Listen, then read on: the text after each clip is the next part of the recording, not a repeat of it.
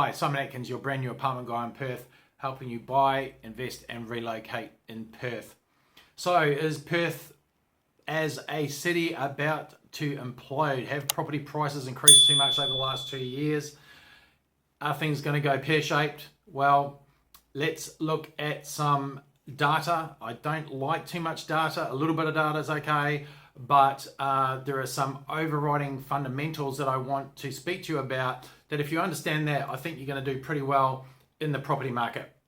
So this is probably mainly for investors, but of course, if you're a first home buyer, you want to know what's happening in the market. Is it going to be out of your reach in 3 years' time? Is it better to wait for a couple of years and buy then? So everyone, I don't care who it is, whether you're an investor or a buyer, you obviously want your asset to go up in value. So the latest report from the ABS for 22-23 just came out, and Perth was the fastest growing capital in Australia. We increased by 81,000 people, which represents 3.6% increase, which is the largest increase that we've had. And that is about 220 people a day. So what we're seeing at the market at the moment is a lot of people coming in, and listings are dropping. So we've got very, very low supply in the market. So the old supply and demand equation, which is one of these fundamental things that I talk about, is definitely something that you need to keep an eye on. But there's something even more important than that I want you to understand, and I'll work my way there just by talking about one or two other things first of all. So construction, we are about 30,000 houses short in terms of construction over the next 5 years. We have seen construction increase a little bit. If we take a look at this graph, we can see that on that blue line, it's just come up a little bit, that little blue snaky line. You can see it dropped like a stone there for a while in terms of construction dwelling completions in Western Australia. And on the red line, you can see that the population change has exploded through the last couple of years or so. And that gap between completions and people coming in has gotten wider. And it was almost reversed that about 6 or 7 years ago. So really that's one of the main fundamentals there. We can see that we're not building enough houses quickly enough to actually satiate supply, satiate demand. So that's one of the key things that we want to look at. It's not a fundamental, but it is. All these things are important. Okay, they all have an effect. So we're short on tradesmen, and that's exacerbating the problem.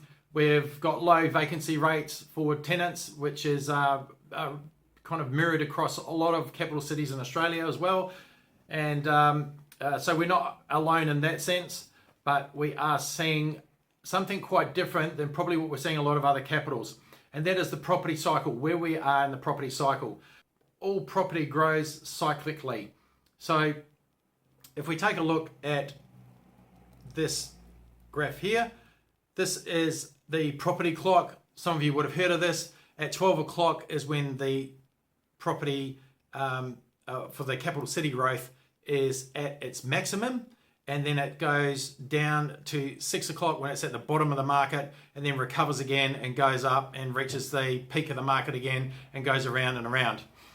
So this is pretty normal, okay? But all Perth capitals are in slightly different parts of that cycle. For example, Perth and Sydney are pretty much 180 degrees difference. Generally, when Perth does well, Sydney doesn't do so well. But here in Perth, we can expect to kick on from here. And I want to show you some more data around that that's helping you understand how this works, okay? Because the main fundamental here is the cycle, where we are in the cycle. That's going to be the thing that I've learned over 30 years of investing. That's going to be the biggest determinant as to whether you do well as an investor or not. And this isn't just for investors, because if you're a first home buyer, you want to understand when you're getting into the market. Is it worth waiting for a couple of years? If the market going to come back?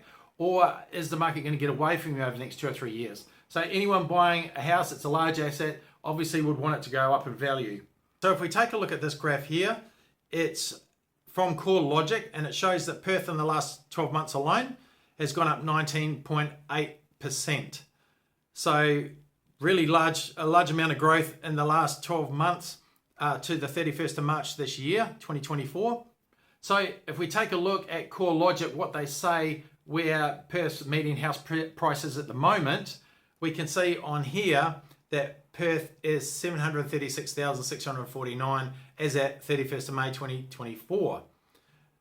So Perth's house price, median house price, has grown significantly in the last 2 years. But if we take a look at this graph that CoreLogic created, and it only goes to April 2022, but I've extrapolated this out based on their latest median house price, which I just talked about. And I want you to not pay too much attention to any of these lines except for the dark blue squiggly one that we see there.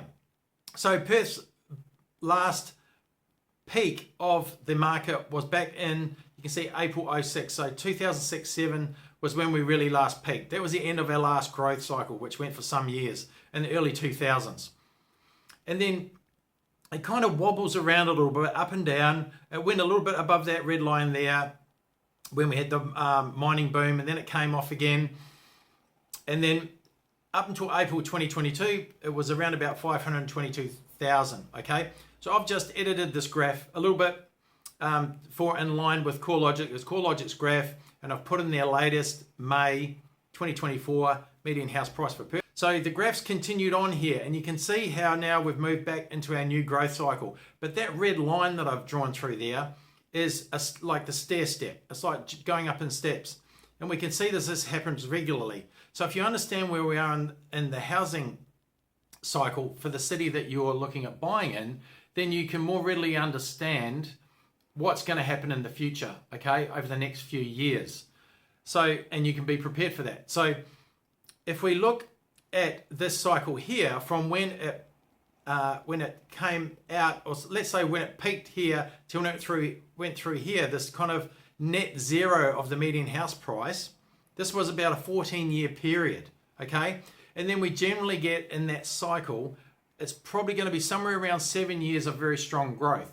So you get 7 years or thereabouts. It might be 5 years, it might be 8 years, something around there of growth, years attached together where you get some very strong growth, okay? And as we can see on that graph, Perth's last growth cycle was, as I said, 2006-07. It then kind of wobbles around a little bit for a while. Some people look at those under that red line there as cycles in themselves. I don't look at that. That's literally just like a dead man on the floor trying to get up, but you know he's never really going to get up. He's just kind of wobbling around a bit, but he's out for the count. And that doesn't really start moving on again until we reach our new growth cycle. So when we go through this period of the chill out period from where housing growth was exacerbated, it got to a certain level, and then it takes this chill out period for quite some time. And then when values look good again over a period of time because of inflation and wages increasing, etc., then people start buying back into that city, as we're seeing in Perth now. And we're actually seeing a lot of people from the eastern states starting to buy in here also, because now people can see the value here. So what we can see is that it's moved on to 736,000, and it's created this stair step, which has been something, if we look at this graph here, which I found, and I apologize for the quality here, that this has been going on.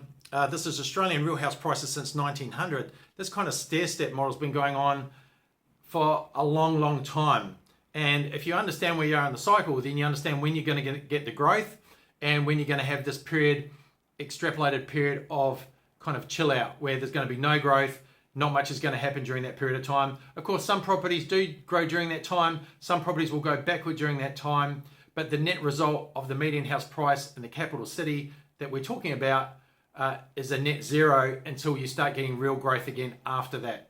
And that's the thing that you should pay the most attention to, because people will say to me, I bought a property in 2007, 2008, 2009, I had it for 10 years, it didn't do anything. So this doesn't work. What's wrong? Is it the type of property I bought? Is it, what's the problem? And it's because you didn't understand the cycle, you didn't buy at the right time. So if you understand the cycle and where the capital city is in the cycle when you're about to buy, then you can more readily understand whether you're in for a long period of no growth or maybe even some negative, or whether you're about to get some very strong growth. Okay, so if you understand that, that's the fundamental, in my view, what I've learned over almost 30 years investing in the market, is the most important thing that you can do. Yes, the other things, the population, the shortage of housing, all these other things, interest rates have a bearing, but nothing has more of a bearing than what you're looking at in those graphs in terms of the stair step that we tend to go through time after time. Now, a cycle will last somewhere from around about 18 years or so. It'll be somewhere in that vicinity. So during that period of time, you'll have this long extrapolated period of chill out, which I mentioned, and then that period of growth. And then it goes into a new cycle because it'll go to the chill out phase again, and then the growth. Okay, and we keep going on like that. So if you understand that, you'll understand the property market better than most people. Yes, some of the other data is useful for sure. That is the thing that you need to be taking the most notice of, so that you don't buy at the wrong time and you understand what's going to be happening in the market over the next few years. So Perth here should be getting probably another 5 years of growth, good strong growth. We've seen reports, which I mentioned in my last video, from Access Economics, that we'd be jumping through the $900,000 median house price barrier over the next 3 years. So there could be another 4 or 5 years of strong growth to come yet. So I hope that helped. I hope you like, subscribe, click the notification bell, and I will see you soon.